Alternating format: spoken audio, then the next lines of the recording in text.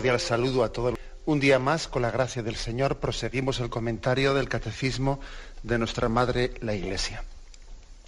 Estamos hoy en el punto 1484 y con él vamos a concluir la explicación del sacramento de la confesión. El sacramento de la confesión nos ha ocupado unos cuantos puntos, casi desde el punto 1420 al 1484. Hemos tenido ocasión de explicar lo que es la llamada a la penitencia como virtud, como ejercicio de una virtud, pero también como sacramento, explicar qué sustento teológico tiene el sacramento de la penitencia, cómo el Señor lo instituyó, cómo dio el poder de perdonar a los pecados a los apóstoles, transmitiéndoles esa fuerza del Espíritu Santo. Recibid el Espíritu Santo. A quienes perdonéis los pecados les quedan perdonados, a quienes se los retengáis les quedan retenidos.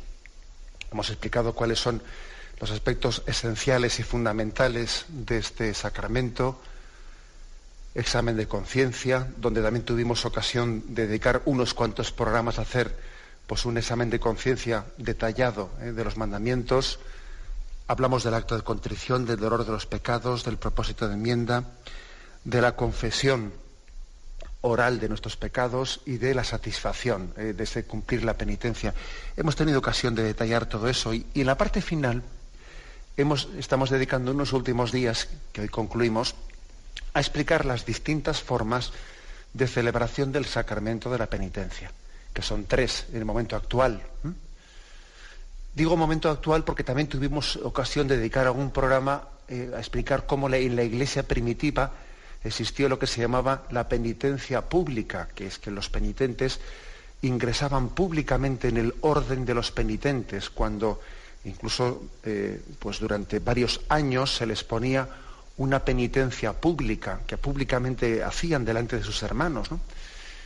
Y también explicamos cómo fue históricamente en aquel momento esa celebración, cómo después, a partir del siglo V-VI, se va introduciendo la penitencia privada que nosotros conocemos. Y ahora, en el momento actual, el Catecismo, en la parte final, de una manera muy práctica, dice, bien, después de todo lo que hemos expuesto, digamos hoy en día la Iglesia, con esa autoridad que el Señor le ha dado, cómo celebra, con qué, fórmulas litúrgicas celebra el sacramento, que son 3. La confesión individual con absolución individual, la celebración comunitaria con confesión y absolución individual, y la celebración comunitaria con absolución colectiva. Bueno, pues esas son las 3 fórmulas, y el punto 1484 remata un poco lo que el anterior ha venido a decir, que recordaba que la celebración comunitaria de la reconciliación con confesión general y absolución general es algo muy excepcional, que está pensado para unas situaciones muy especiales, como la de peligro de muerte, como también una posible situación en la que alguien no pueda acceder a recibir la gracia de los sacramentos durante un largo periodo de su vida, porque no hay sacerdotes en ese lugar, situaciones excepcionales como esas, ¿no? Y remarcando esto, el punto 1484 dice lo siguiente: la confesión individual e íntegra y la absolución continúan siendo el único modo ordinario para que los fieles se reconcilien con Dios y la Iglesia, a no ser que una imposibilidad física o moral excuse de este modo de confesión.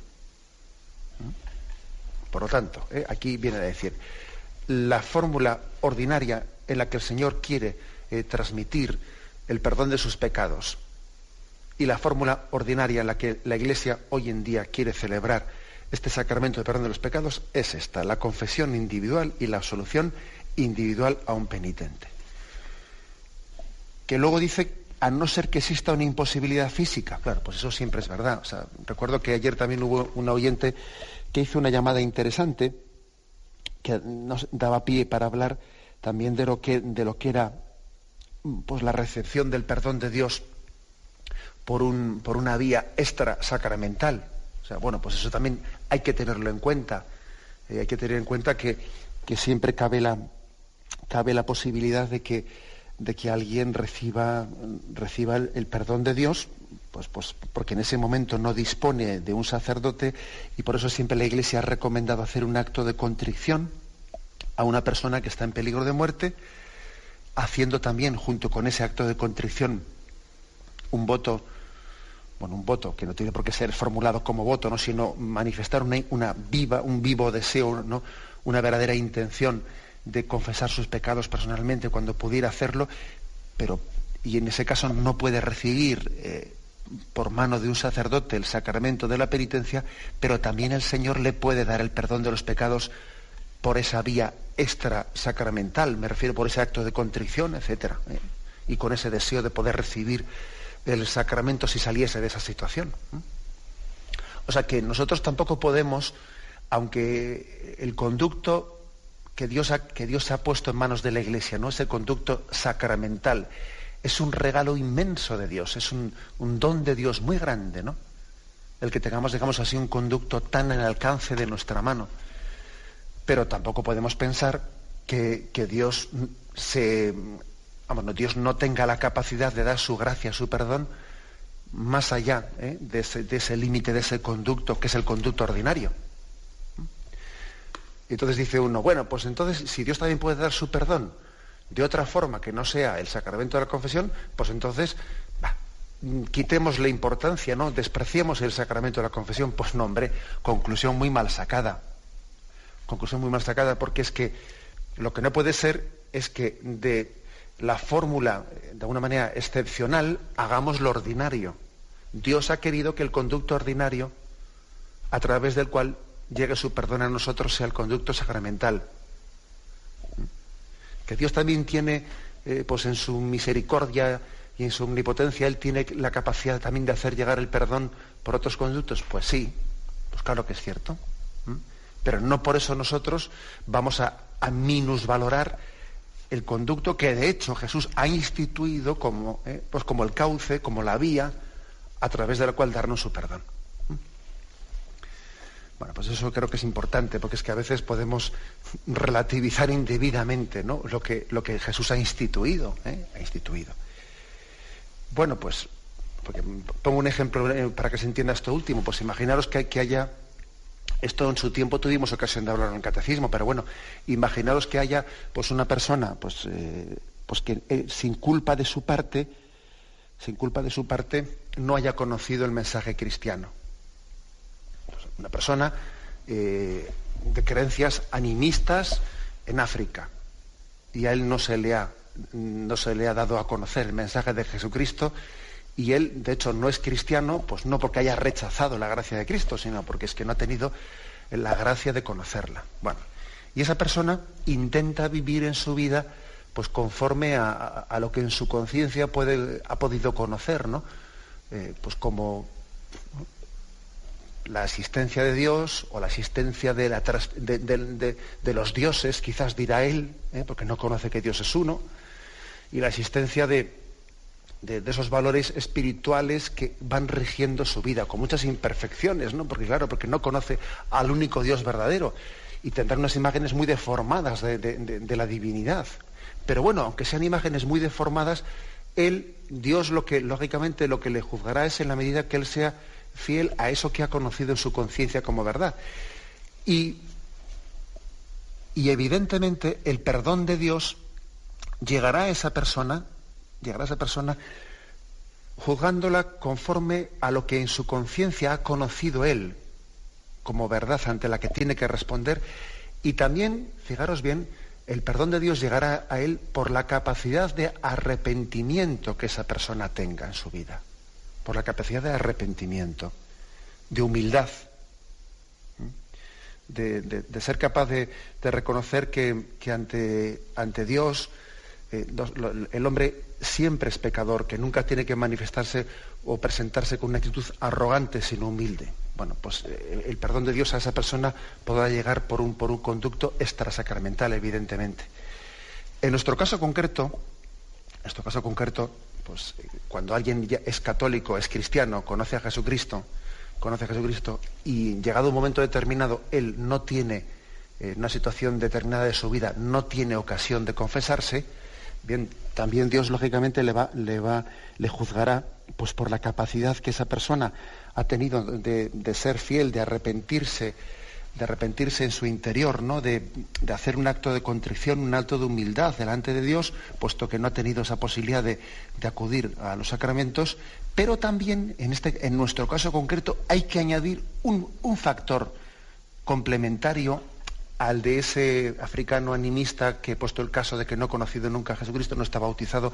En nuestro caso hay que añadir un factor más, que es el factor de decir, bien, uno hace un acto de contrición, se presenta humilde delante de Dios, porque en ese momento no puede confesarse, pero con la intención, con el voto, con el deseo de poder recibir el sacramento si tuviese oportunidad.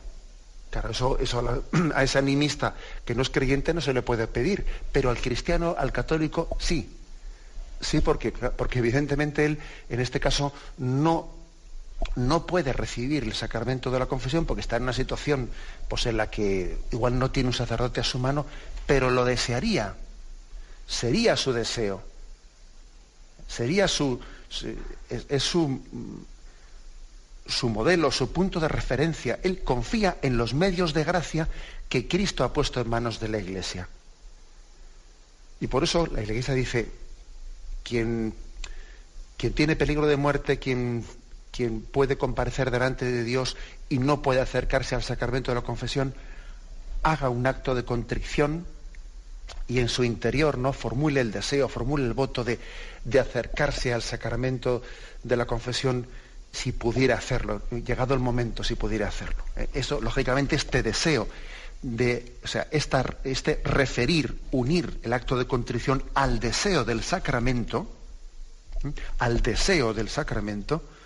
lógicamente es propio de quien es cristiano, de quien es católico, conoce que los dones de Cristo vienen a través de los sacramentos en la Iglesia, a diferencia de otra persona que únicamente podrá hacer un acto de contrición, pero no le puedes pedirle esto porque no ha conocido a Jesucristo, no ha conocido a la Iglesia, no ha conocido los sacramentos. Bueno, pues este matiz es importante pues, para explicar esto. La confesión individual e íntegra y la absolución continúan siendo el modo único ordinario por el que los fieles se reconcilian con Dios y la Iglesia, a no ser que una imposibilidad física o moral excuse de ese modo de confesión. Bien, este es el planteamiento de entrada. Por lo tanto, aquí también se está recordando, ojo, que las celebraciones comunitarias con absolución colectiva, como ya tuvimos también ocasión de decir ayer, son modos absolutamente excepcionales que responden únicamente a esas situaciones en las que hay una imposibilidad real de poder escuchar la confesión de esas personas. Y únicamente en esa situación pueden ser administradas lícitamente y únicamente pueden ser recibidas válidamente, con el deseo con el voto, de que en cuanto que pueda uno se confiese personalmente de sus pecados. Aquí hay que distinguir dos conceptos, lo lícito y lo válido. Vamos a ver, es decir, un sacerdote puede administrar una absolución colectiva en la que perdona los pecados a todo el mundo que está allí presente sin escuchar uno por uno a los penitentes. Lo puede administrar de una manera lícita o ilícita. ¿Cuándo sería lícita? Lícita sería cuando hay un peligro de muerte o cuando hay una situación pues que hace imposible escuchar a esos fieles y estarían durante mucho tiempo sin poder... Bueno, las condiciones que pone la Iglesia, ¿no? Eso sería lícito. ¿Ilícito qué sería? Pues ilícito sería que un sacerdote, sin obedecer a la Iglesia, sin tener en cuenta esas circunstancias, de la absolución colectiva. Eso es ilícito. Ahora bien, aunque sea ilícito, ¿es válido o no es válido? O sea, es decir, allí ¿ha habido perdón de los pecados o no ha habido perdón de los pecados? Y entonces había que responder lo siguiente. Vamos a ver, ¿será válido, aunque sea ilícito, fijaros bien, será válido, si los penitentes que han recibido aquello, que pues uno no tiene ni arte ni parte en la incorrección que ha cometido el sacerdote, dice, yo yo soy fiel de esta parroquia, yo no tengo culpa de que este sacerdote haya procedido ilícitamente, incorrectamente. Entonces, la absolución será válida siempre y cuando ese penitente que ha recibido esa absolución tenga el voto de confesarse en cuanto que pueda después de esa absolución colectiva. Entonces será válida. Si no tuviese tal voto, tal deseo de confesarse personalmente de sus pecados graves después de haber recibido esa absolución, sino que recibe esa absolución en vez de confesarse personalmente, dice, yo como no quiero confesarme personalmente, recibo esto en vez de lo otro. Entonces es que es inválida. No solo es ilícita, es que aparte de ilícita es inválida. No ha habido confesión, porque ha sido hecho fuera del cauce por el que la Iglesia da su gracia. Bueno, pues digamos esta distinción de conceptos de ilícito y válido, pues creo que puede ser también importante tenerla clara. Bien, me despido con la bendición de Dios Todopoderoso. Padre, Hijo y Espíritu Santo, descienda sobre vosotros. Alabado sea Jesucristo.